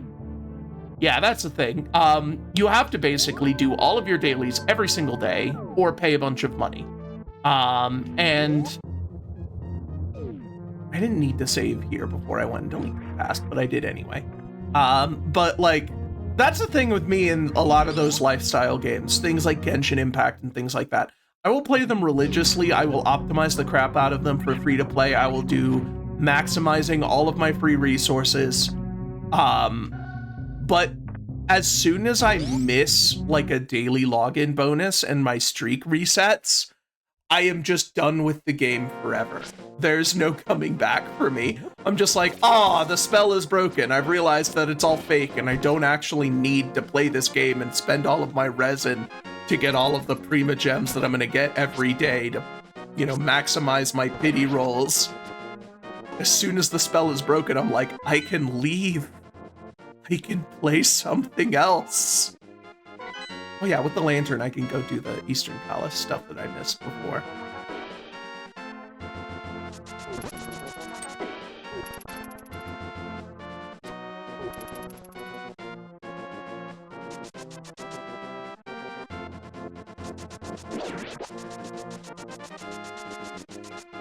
Oh yeah, I suppose one thing I could talk about is, so I don't know if a lot of, I'm sure a lot of the people here know it, but like I have a Minecraft server that I had running Vault Hunters, and I haven't logged into it for a while, and I'm sorry about that. But Eastern Palace. But the reason for that is I have been playing a different, playing Vault Hunters reminded me what I really like in a Minecraft mod pack is the automation and stuff. And I like the idea of getting it drip fed instead of having it all at once, which is why I liked Vault Hunters, because you have to run your dungeon vault things to unlock your mod packs. But I found out that there is a mod pack that just is long and complicated enough that even though you ostensibly have access to everything immediately, you don't. And that is Star Technology, which is a fusion of GregTech and Create, which is fantastic. It's like playing a cookie clicker kind of incremental game, but with Minecraft resources. And that is what I have been doing. I have been in a single player world. It's like a skyblock thing. You start with a tree on an island and that's it. And you have to invent fucking quantum portal technology off of that. It's Star Technology. But yeah, I've watched some people do GregTech. There is a big mod pack, GregTech New Horizons, which is like the most fucking complicated mod pack in history of all of... It's like the most complicated game ever. I would love to do that, but I don't think I can do it alone. and I cannot convince anyone else in my life to undergo this with me. So, Neurotic Goose, I don't know that one. I have been looking for Greg Tech stuff to watch. I'll look that up. It's a good shout. I have been watching Threefold, who has been playing New Horizons. I'm like 60 fucking episodes in. I like clipping out of context just descriptions of various processing lines and sending them to my friends to just completely baffle them at how complicated it is.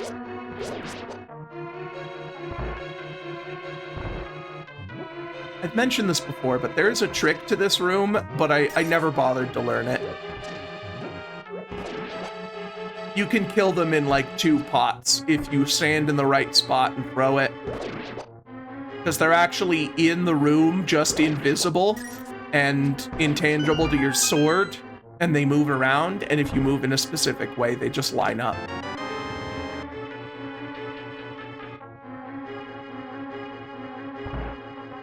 Oh yeah, Star Technology, like I said, it's the Skyblock world. You start with just, like, a tree, and you go on to launch rockets and teleport to the moon and all that other stuff from just a tree on an island made of dirt.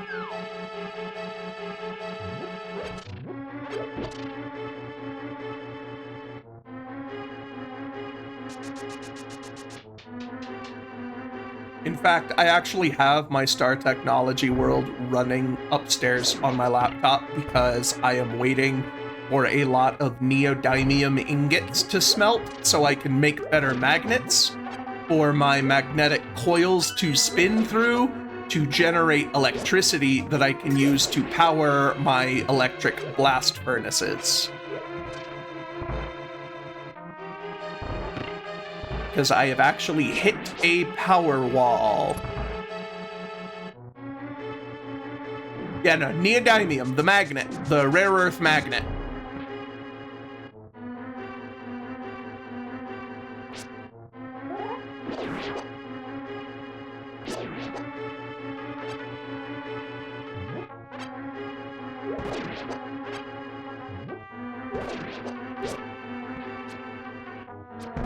I think last time I was here, I tried to do the, like, base tank, the damage boost to grab this, but I died doing it, and even though I have way more health now and the armor upgrade, I still don't wanna. By the way, all of these checks have been, like, things I've already gotten that I probably forgot to recollect. But now I have the lantern and the bow, so this should be new.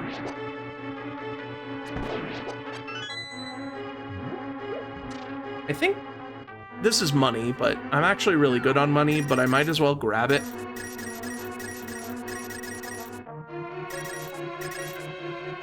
I am pretty sure that King Zora was hinted to be trash, but I'll probably pay him off anyway.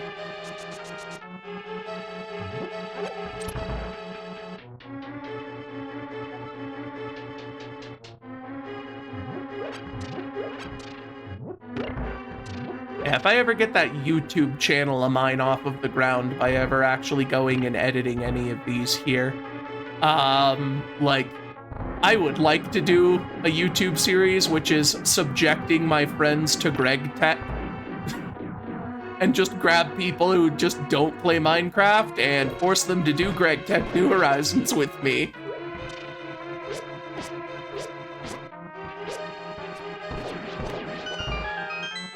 Yeah, you'd better use the little crying Isaac emote, because you're exactly the kind of person that I would bring into that. You and Woot.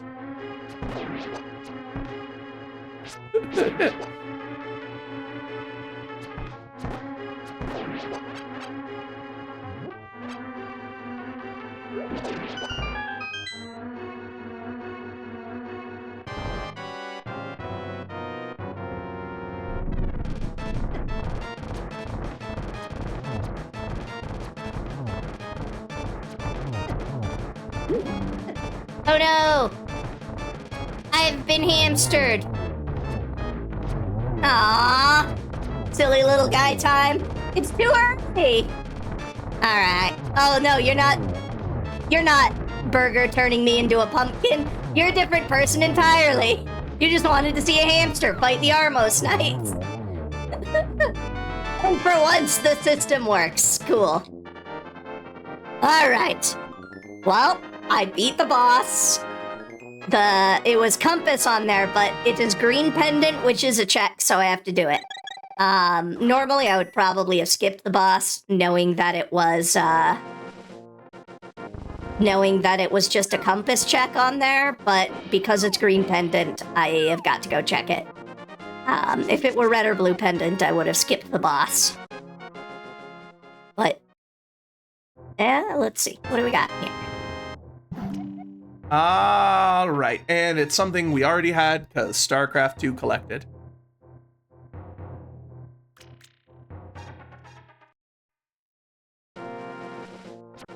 Do I have the flute? I don't have the flute. Darn. Wait, I have dash, right? Yeah, okay. I had been dashing, I just didn't realize that.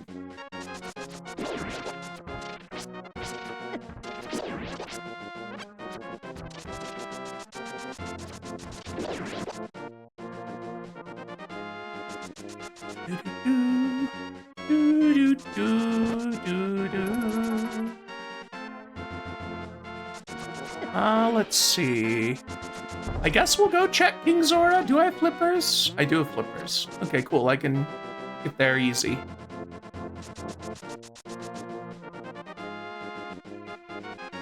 I don't have the gloves. That's the normal Link to the Past.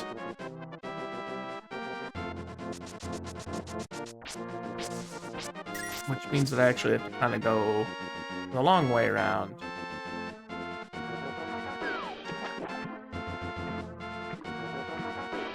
Yeah, it's pretty much always garbage. Oh wait, I can't get up there. I need to, because I don't have the glove, I need to take the whirlpool. That's the only way I can get up there. Which means I need to go all the way back to Lake Hylia, which means I should save warp back to Link's house. Oh, by the way, fun fact. So the Japanese characters that are your save file name in this game, since you don't get to like enter a name because you start in Super Metroid, the name of the save file is Samus in Japanese.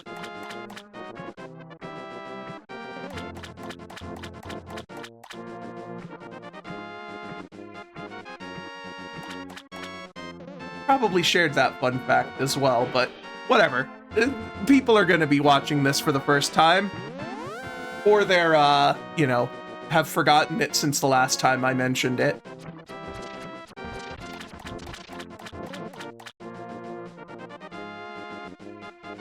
Alright, what do we got?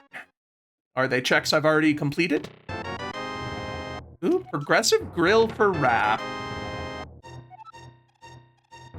Yeah. Good point. That's what makes it a fun fact, that it's nice to hear it again. But yeah, I have a lot of amenities in Raft that are really nice, but nothing that actually gets me new checks. I haven't gotten anything else that I can research. So there's not much of a point in going back to Raft. I had one more research left, and I don't think it was very useful. I'm pretty sure I could see what the check was. Yeah, keep getting speed boosts for the witness, because the fact that they only last a minute and they don't like stack duration, so it's just 1 minute. It's the same as kind of getting stuff like a supercharge for Doom.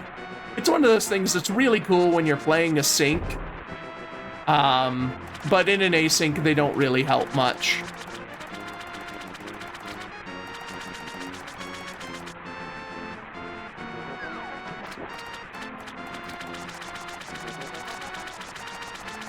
I mean, to be fair, I actually don't know. Maybe the traps do stack duration and they're just very, very short.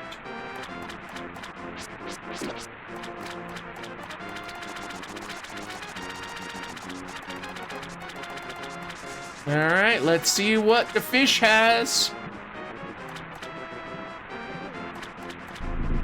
Eesh!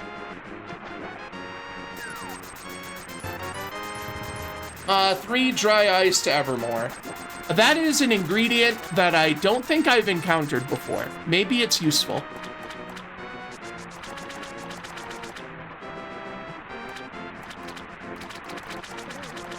You know, you raise a good point. Every single player in this randomizer is playing at the same time. Maybe this is a sync. Ooh, spooky.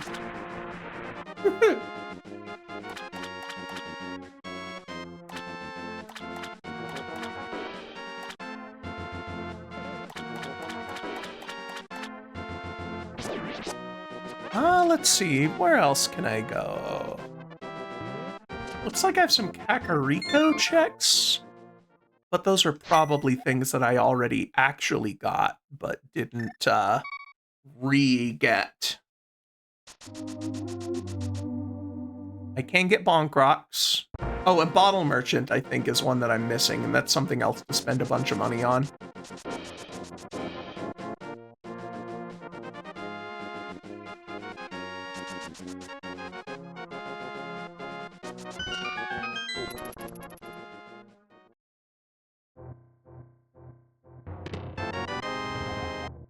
Whole Meteor H, that is a trade chip. That gets me a check. So for that check, I got a side quest that will turn into a different check.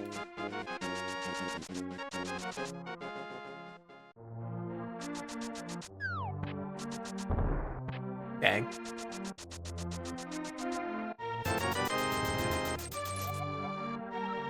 Wake Water for FFMQ, and it looks like that's one I already had.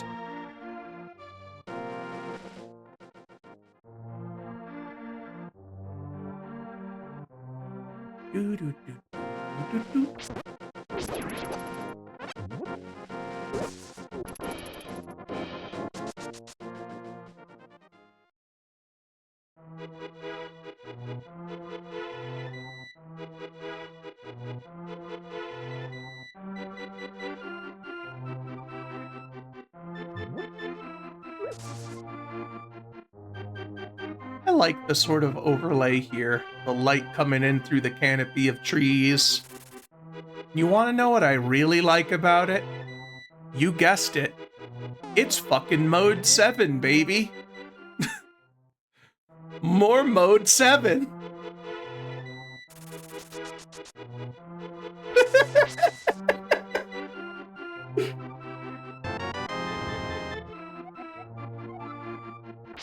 Oh, that was already collected.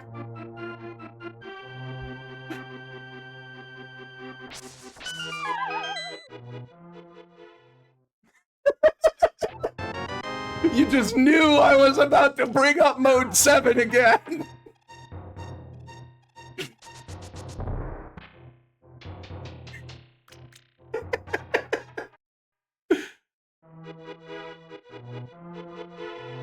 Yeah, I definitely need a Mode 7 emote. It'd just be an animated, like, just an emote of me just, like, squashing and stretching and spinning. It's just like me holding up a 7.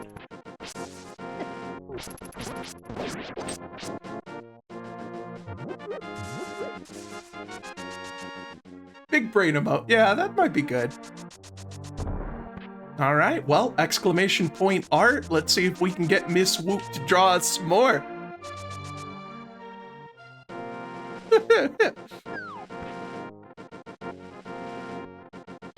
There's still some other games where I can big brain.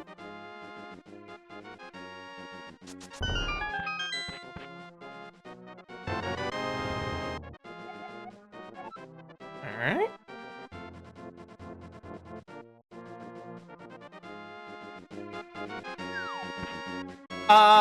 I don't know what you mean by emote slots, but like...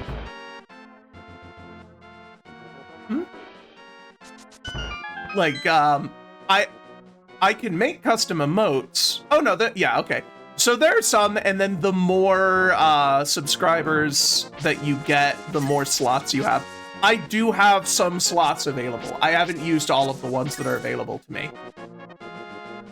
Ooh, I am morbidly curious about Deadlock. I kind of want to...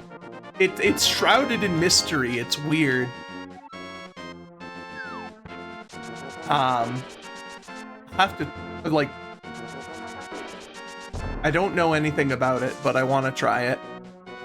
Yeah, I've heard that it's basically Valve being like, okay, Overwatch, okay, Valorant, fuck you. We've done this, like, Team Fortress 2 walked so you guys could run. We can do this shit.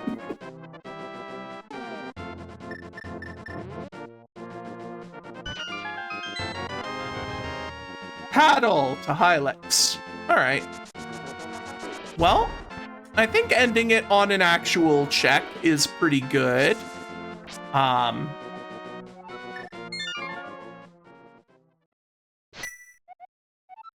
Yeah, exclamation point data instead of spreadsheet there. Yeah, a lot of those were ones that I already had, it was the Arc Apocalypse stuff. I had to restart the save file because the items I was being sent weren't actually being received.